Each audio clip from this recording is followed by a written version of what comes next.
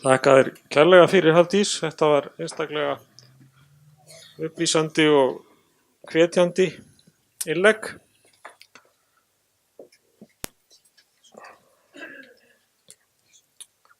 Næst fáum við hér fyrirlesara frá Finnlandi. Next lecturer is, and please welcome from Finland, Erja Sandberg, Doctor of Special Education. She will discuss in her speech special needs education within the Finnish education system, in particular legislation, teacher training, and daily practices. Thank you very much. Ladies and gentlemen, I would like to thank the Organization of Disabled in Iceland and the ADHD Association for inviting me to your beautiful country to share my knowledge about important issues. Yes, sorry. My name is Erja Sandberg. I'm a doctor of special education from Helsinki University. I have written my doctoral thesis in special education about ADHD and the supportive measures in Finland. The focus of my study is on people with ADHD and their experiences of the supportive measures provided by schools and outside school during a long period. And further, I studied the outcome of support of the individual's viewpoint as well as the society viewpoint as far as social exclusion. I shall tell more about my study later in this presentation. On the other hand, I teach the special education teacher trainees at the University of Helsinki. I'm widely interested in how we understand and provide support for different types of learners. My interest lies in legislation and on how we can provide the educators and teachers with the information. And the most important thing, how we can actually apply the knowledge and enable the needed support that is defined in the law. The written documents should only be theoretical. They should guide the fieldwork and make sure the pupil receives the right type of support when necessary. Therefore, I have included legislation, special education in Finland, as well as the daily practice in my presentation. And first, teacher education in Finland. The basis of Finnish education system and special education lies in the university. Teacher training takes place at several universities around Finland, where you can study to become kindergarten teacher, subject teacher, primary school teacher, or special education teacher. Teacher profession is valued in Finland, and there are hundreds of applicants every year. Unfortunately, only dozens of them are being accepted as students every year. We have entrance exams which guarantee that only the best applicants get into the university. In addition to the entrance exam, there are personal group interviews because the most important essence of teacher is the personality. For example, there were 719 applicants for special education studies in the University of Helsinki last year. 20 of them were selected to study special education, which was 4.3% of the application. For primary school teacher training, there were 2,055 applicants, for whom only 160 were accepted. Thus, only 5% of the applicants managed to get into the university. The teacher training in Finland lasts for 5 years. At first, the students become bachelors of education, and after 2 years of further studies, they become masters of education. The teacher training involves several weeks of practicing in mainstream schools. Many students work as substitute teacher while studying, and therefore it may take them more than 5 years to graduate. In the special education studies at the university, we have two different lines of education here. Special class teacher and part-time special needs education teacher. The trainings differ from each other and are the different length. You can apply for the special class teacher training once you are qualified class teacher and you have completed the pedagogical studies.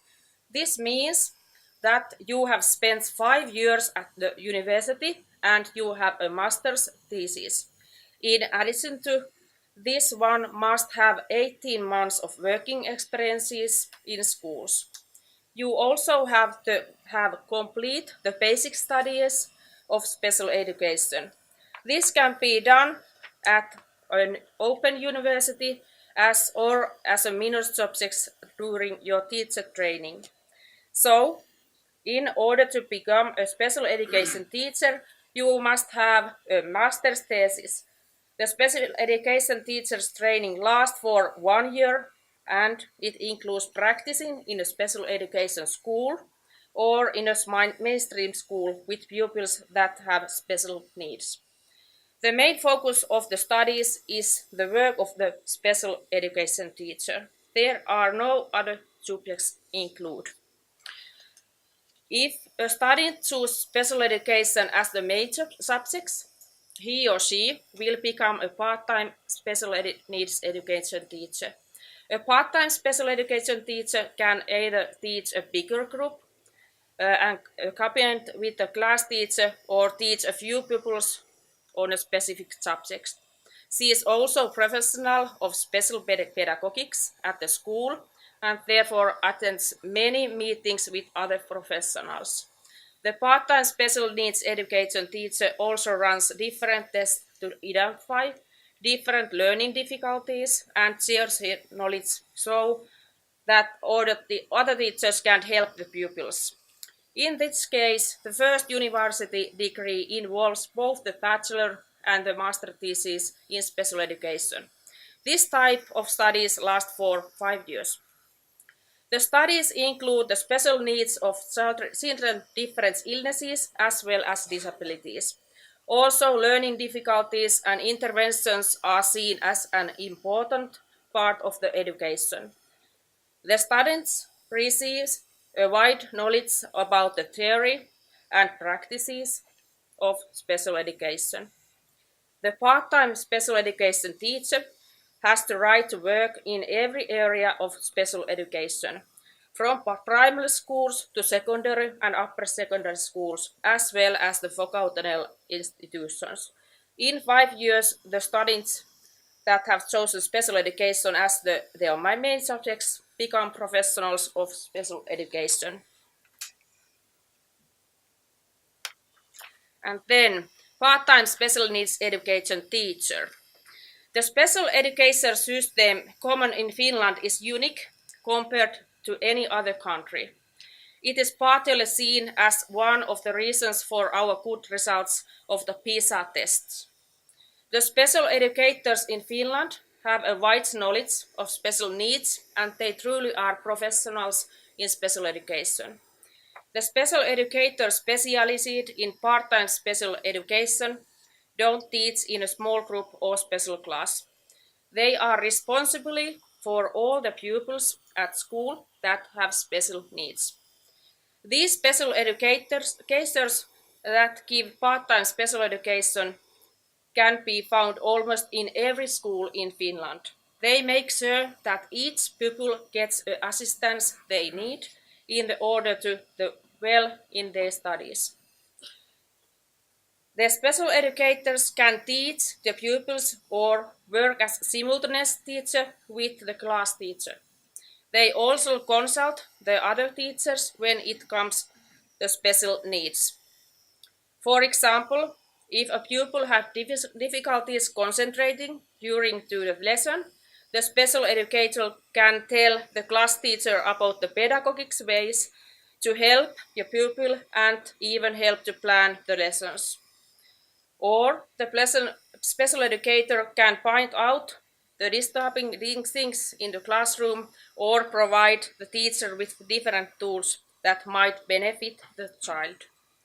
In addition to this, child may join the special educator in a separate room for a while so that he or she can concentrate better.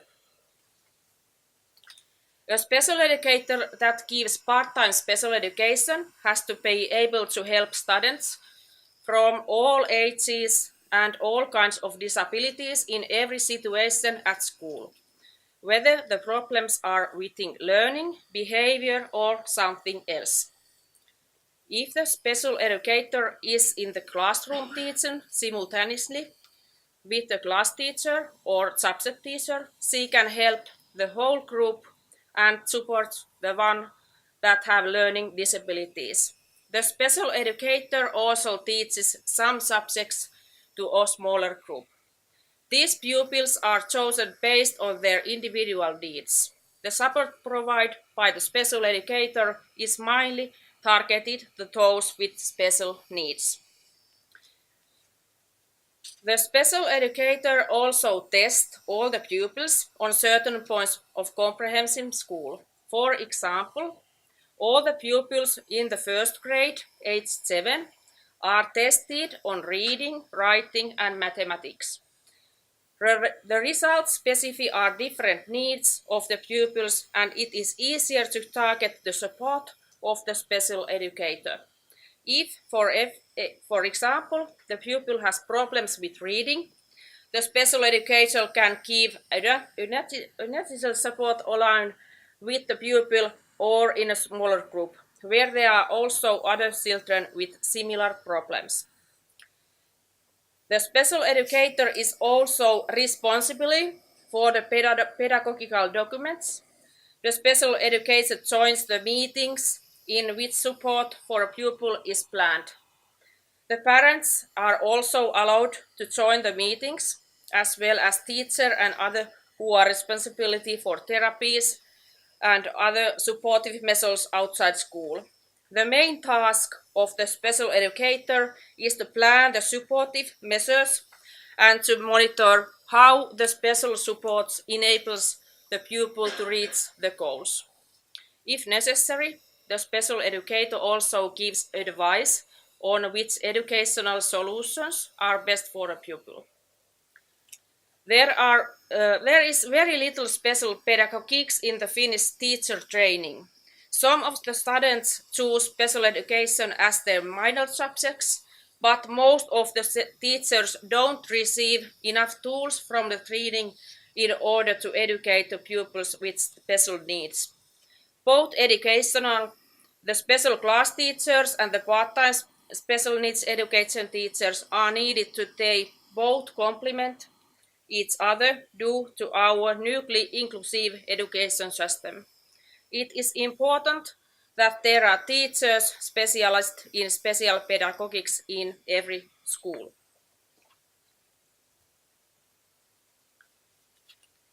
In Finland, special education has legal basis.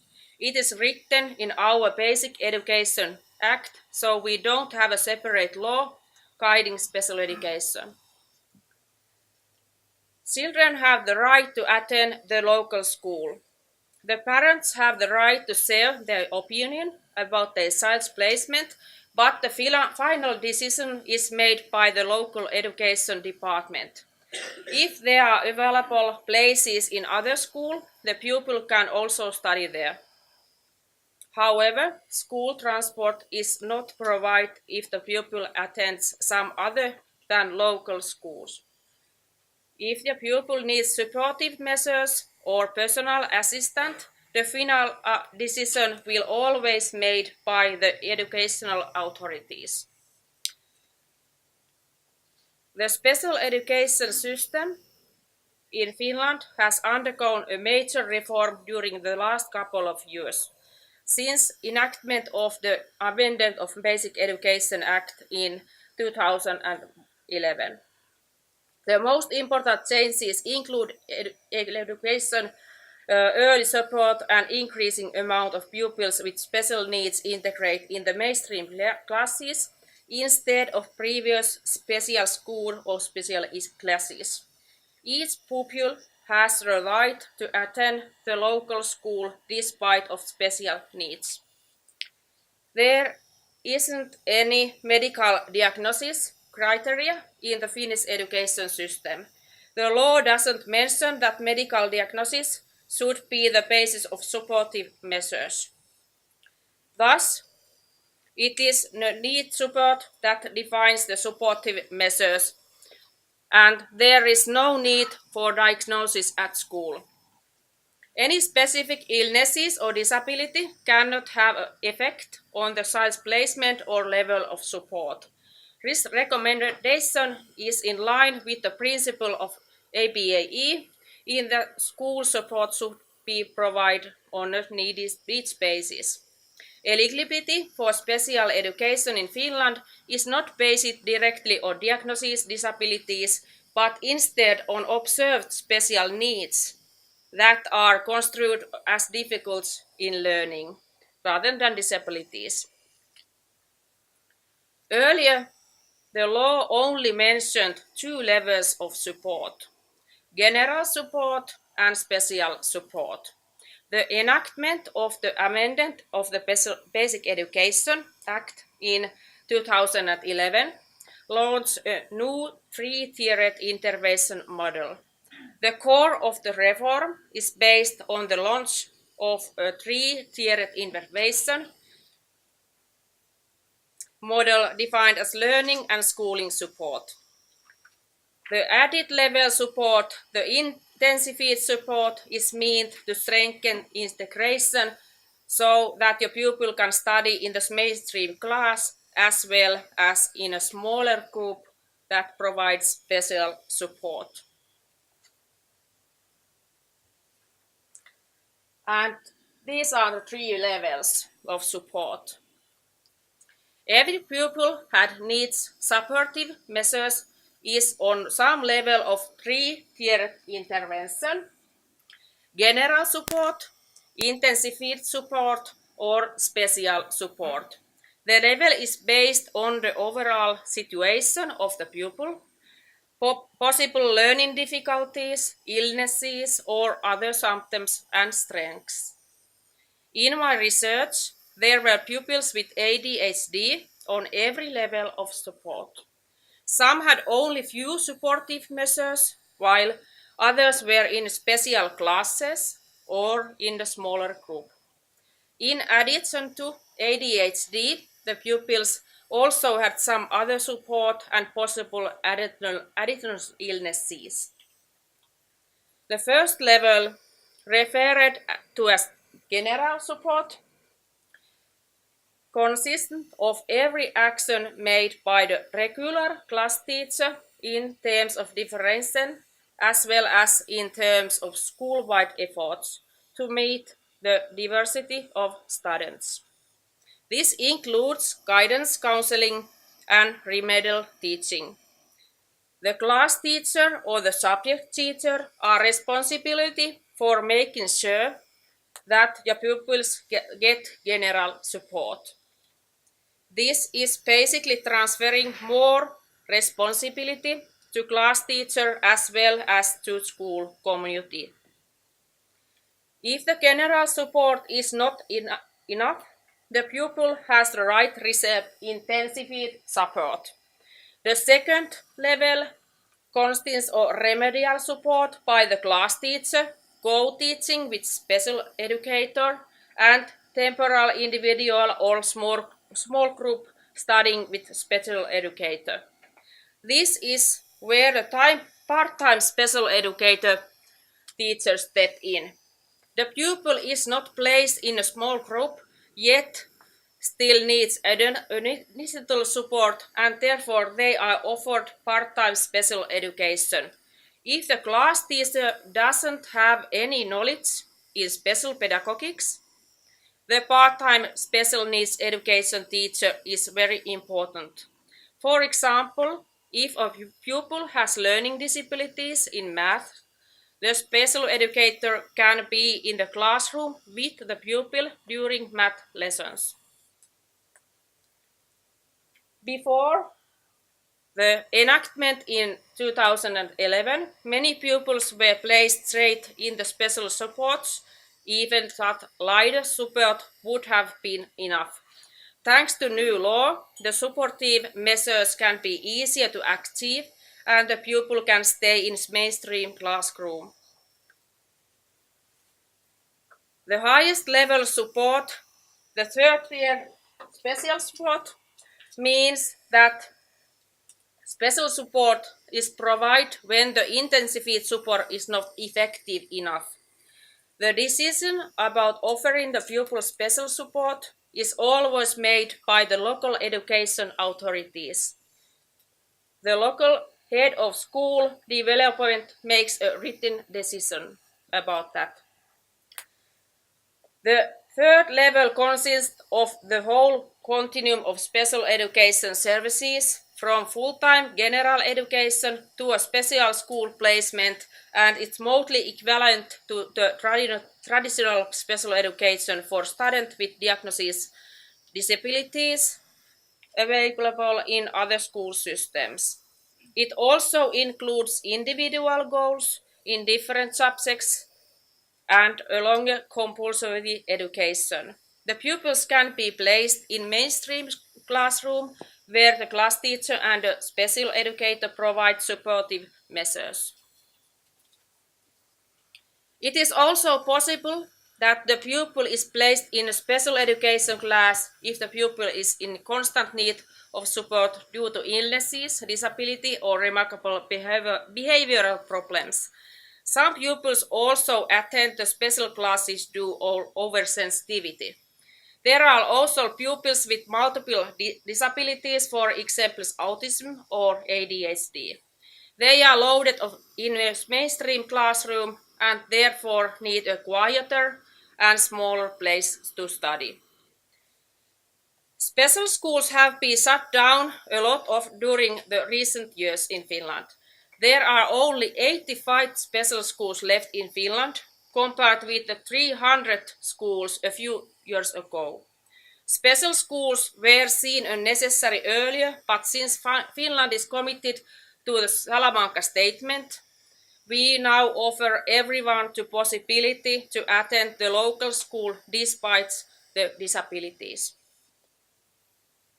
In Finland, circa 30% of pupils in comprehensive school need some level of support.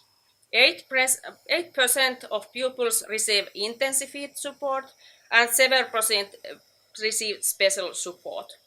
Considering that a third of the pupils are in need of support, it is justified that there are special educators working in schools.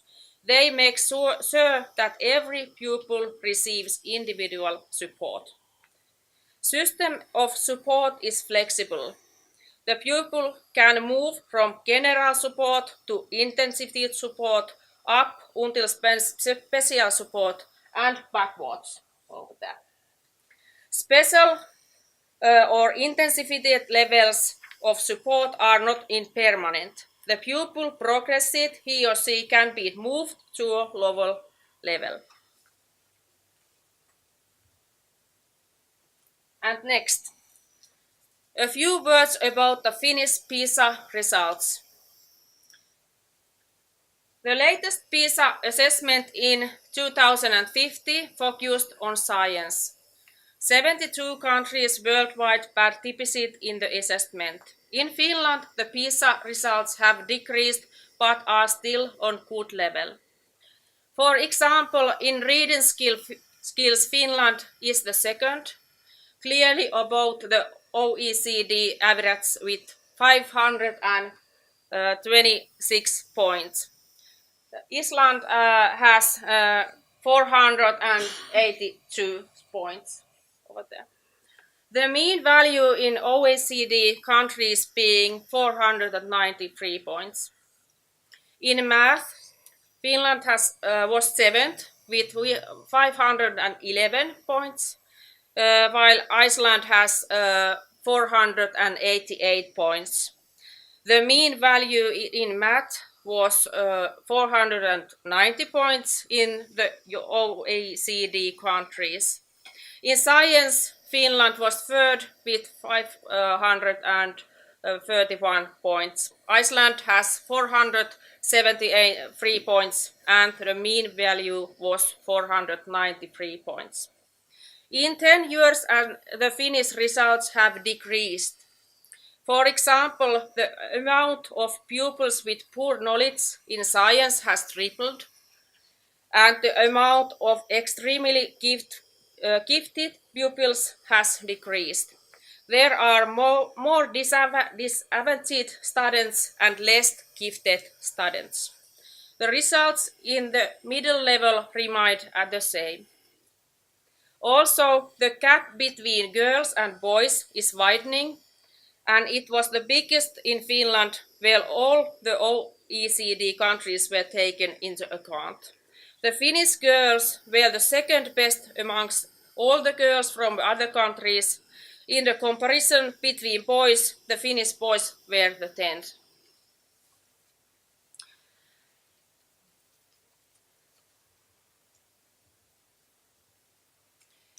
Why have the Finnish PISA results decreased? At least it can be said that family background has an effect on learning and doing well at school. Especially if the mother is highly educated, it has a positive effect on the child's schooling. During last 2 centuries, the number of children living in poor conditions has increased in Finland and poverty has tripled. There are over 1 million underage children in Finland. About 150,000 of those children live in poor families. The social and cultural capital in the poor families does not encourage studying or getting a good education. These things are starting to show in the PISA results. Parents don't believe that education matters. They don't invest in educating their children. Especially alarming are the boys at the moment. Some boys don't enjoy going to school. Some pupils don't receive enough challenge and some have difficulties of studying. Every single one should be taken into consideration.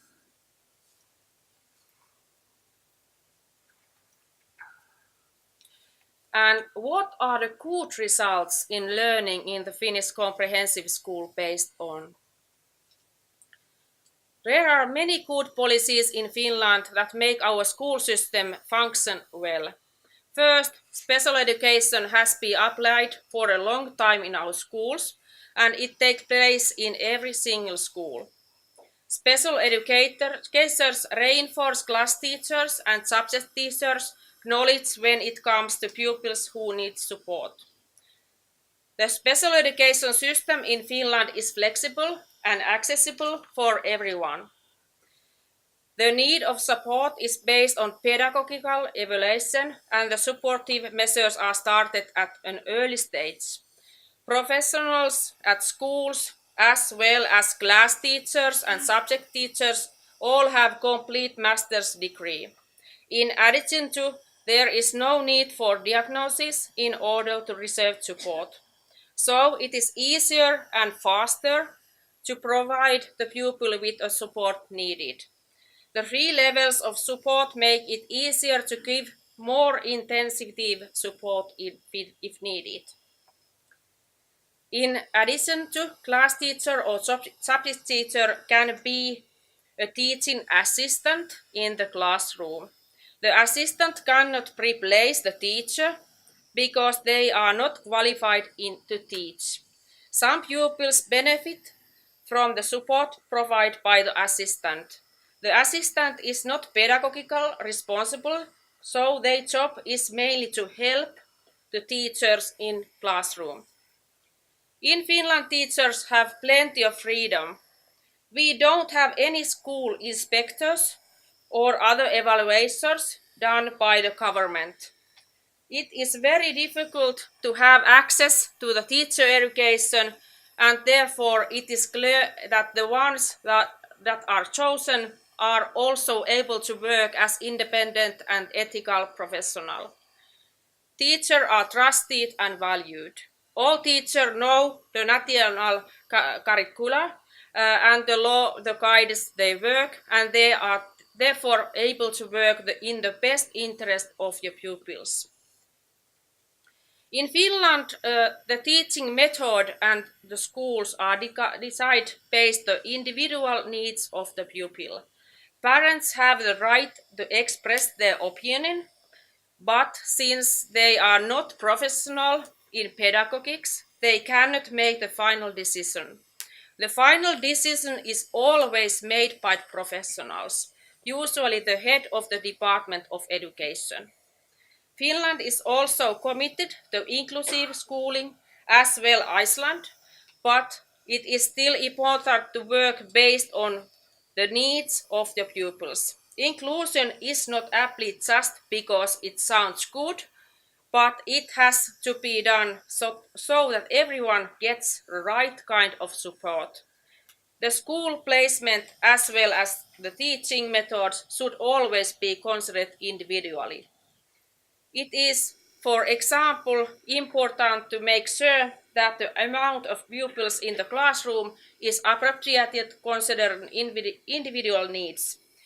In my study, some pupils with ADHD benefit from a smaller group because they are very sensitive to noises and other things in the classroom. ADHD alone is not a reason to attend a special school or even a smaller group, but due to hypersensitivity, it may be a good thing to place the pupil in a smaller group.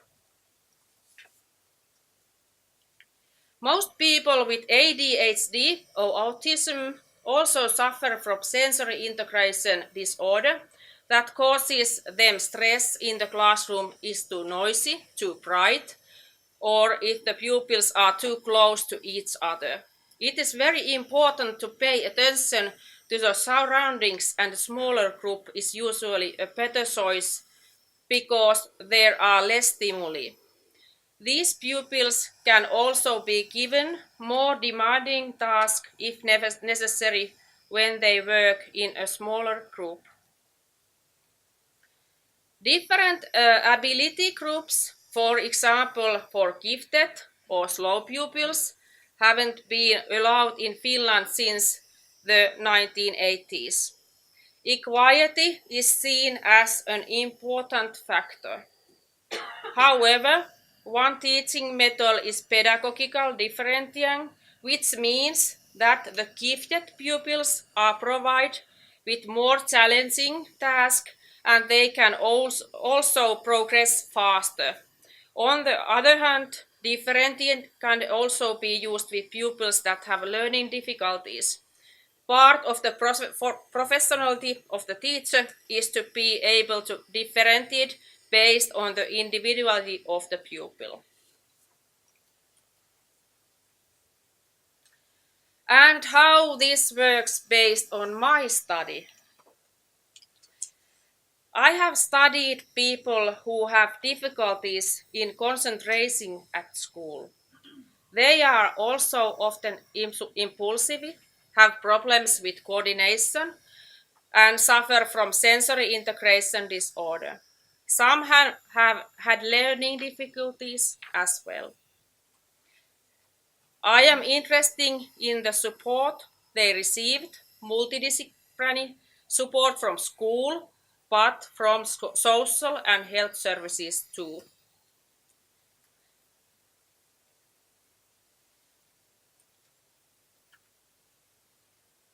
There were 208 families included in my study.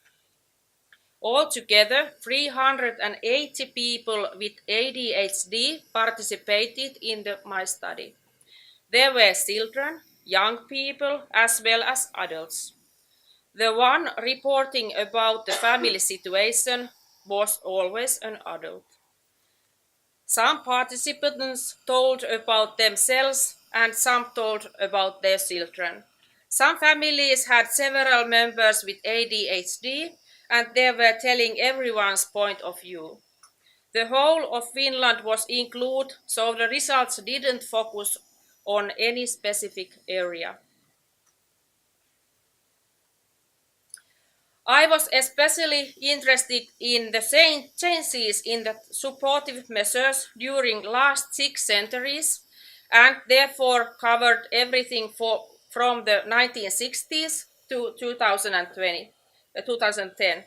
There was a lot less information on ADHD in the 1980s and 1990s.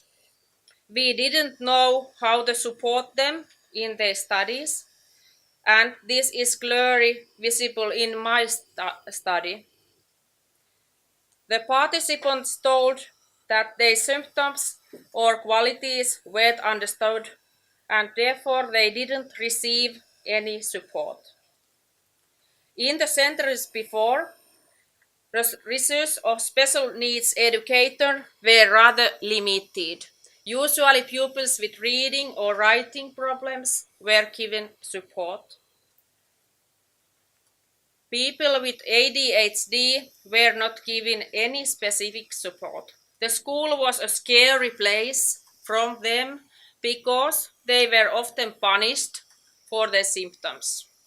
This had a huge effect on both physically and mentally, and some even felt that their social exclusion was due to lack of support in the 1980s and 1990s.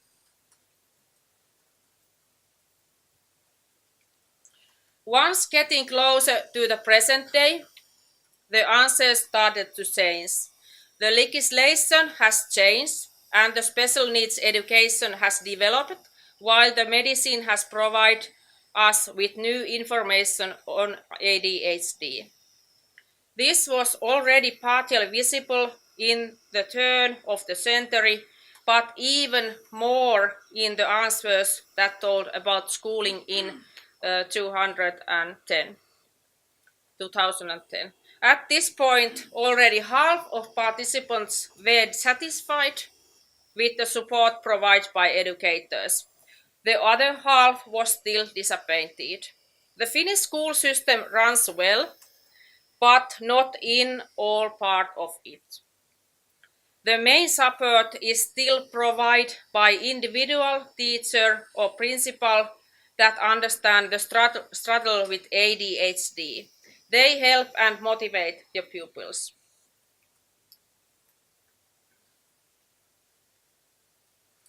The participants would have needed more individual support.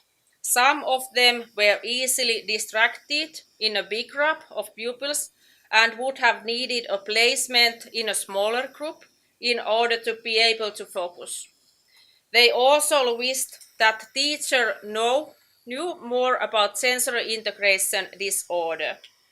Many pupils also underactivated educationally because they couldn't show their knowledge in academic subjects. Their knowledge was hidden under the behavior related to ADHD. They were less restless and could not keep still and thus received plenty of negative feedback. Some participants felt that they were stigmatized based on their behavior. The only feedback that guided them was negative. Strength and success was never noticed.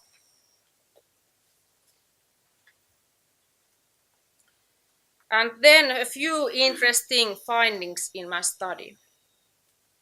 The most worrying thing in my study was the amount of socially excluded people.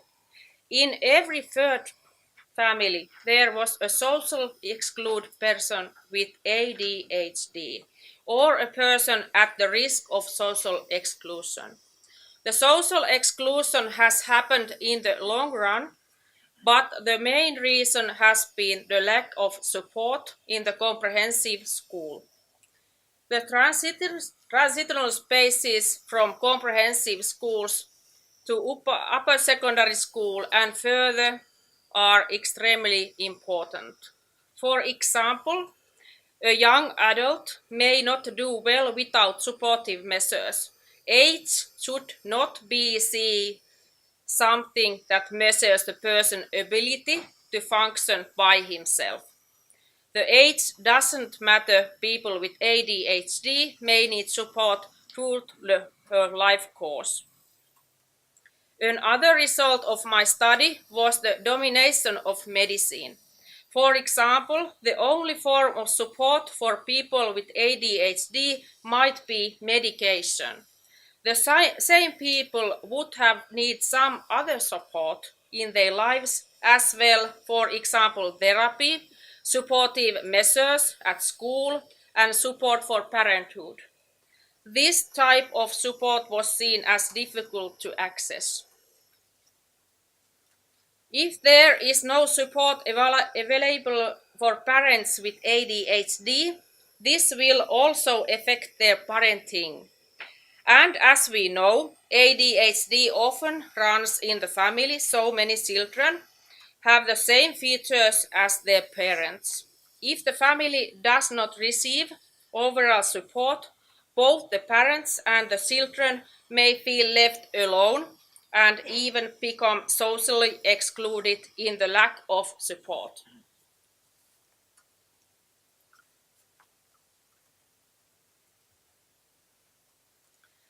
Then, strengthen the pupil.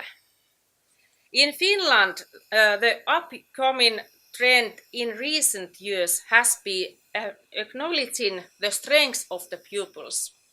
Earlier, there were different tests which are based the missing skills instead of finding the strengths. There are still some tests run on pupils at different ages. All children are tested on their reading, writing, and math skills when they start school at the age of 7. The main idea of the testing is to find possible learning difficulties at an early age. This way of supportive measures can be applied at the very beginning of the school career, when they learn how to read and how to write. During the 9 years of comprehensive school, pupils are tested often, and especially if they have learning difficulties. If we only look at the needs of support based on disabilities, we often forget the strengths. Pupils have a lot of different strengths, and it is equally important to take them into notice while teaching the pupils. Cognitive strengths can be seen in different school subjects, but there are also other kinds of strengths, and even the pupils with massive learning difficulties have many strengths. Therefore, the strengths should be tested as well as the learning difficulties. The biggest change in Finland has been in pedagogics based on strengths, which has its origins in positive psychology. An international character strength survey, VIA test, has been translated into Finnish at the Department of Special Education in Helsinki University and is now being taught in teacher training. This test is available on internet in many languages. It is also wise to familiarize with the background theory and realize the very strengths pedagogy is worth of try. I challenge the professionals working with the field of education in Iceland to get acquainted with positive psychology and complete the VIA test. After that, you can set up a working committee that will translate the survey into Icelandic. This way, every pupil can do their survey and find out his or her own strengths. If you are aware of your strengths, you can also see strengths in others. Character strengths can also be intensified by discussing and teaching about different strengths.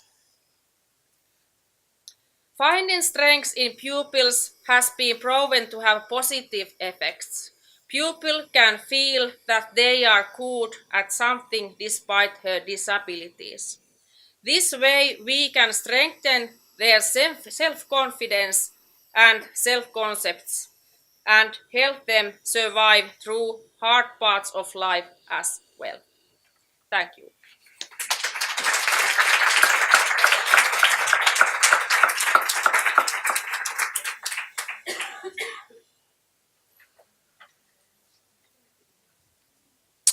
Thank you very much, Arja. It was very interesting, this speech, and we are planning to take a coffee after about 10 or 15 minutes. Það er spurning hvað málþingshaldarar vilja gera, hvort við eigum að leyfa eina tvær spurningar hér til hennar Erju, að því við höfum smá tíma hér, það var kaffi. Er það ekki bara? Jú, já. Ég gef þá kost á því, Arja, if you could answer maybe 2 or 3 questions. Where are you? Oh, excuse me. If I allowed the meeting people to ask you maybe 2 or 3 questions, okay?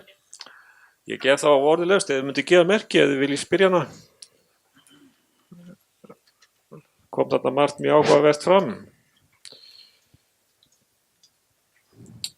Hérna er ef þú myndi bara segja til nafns og kynna þig.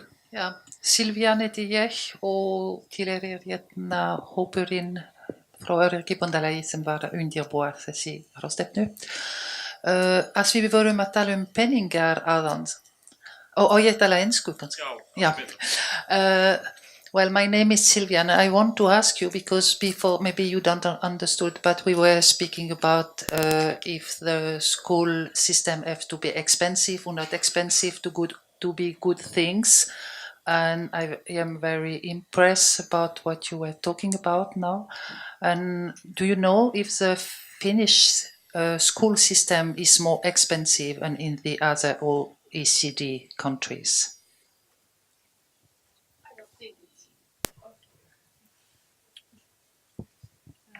I think that it's not expensive than other countries. The same price, about.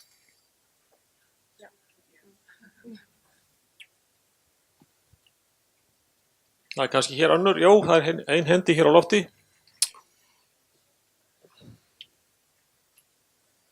Skulum leyfa hérna eina spurningu í viðbót.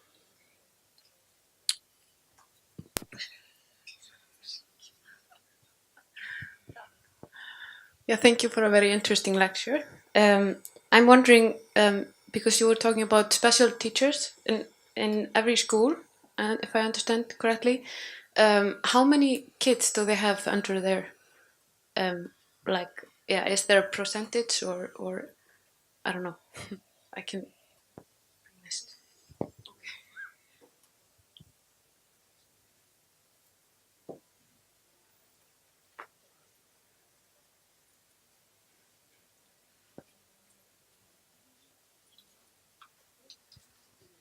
Yeah, maybe Hanna can. Yeah, I'll help her.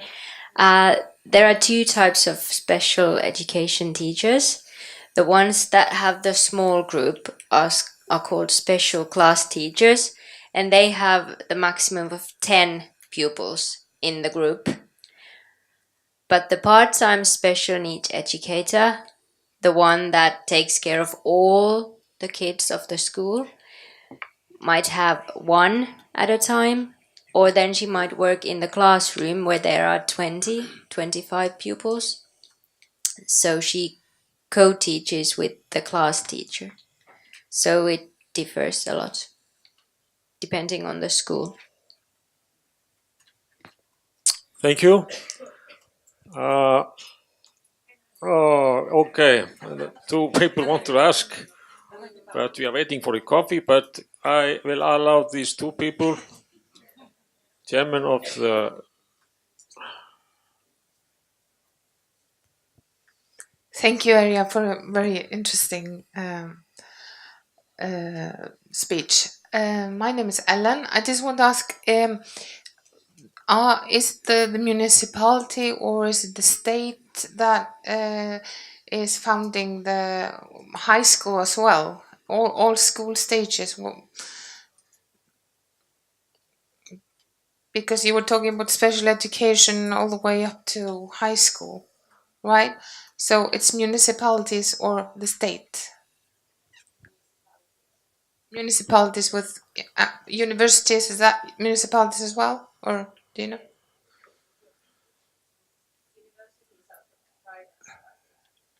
Universities are private, but all other schools are municipality. Okay, thank you. Að lokum hérna ein spurning og svo förum við í kaffi. Yeah, hi. Thank you very much. My name is Etta. I'm a social worker working in the welfare department. I'm curious to hear, because you're talking about social exclusion, and in every third family, how is your cooperation with the welfare system in Finland?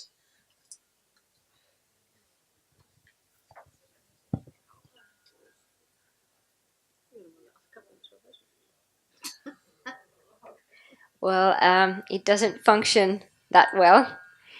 We don't have many social workers at schools. They are not very interested in working at schools. However, we have a person working at schools that is working with the teachers and the pupils and the social workers. So there's like a third person in the middle of that. But it should work better than it is now.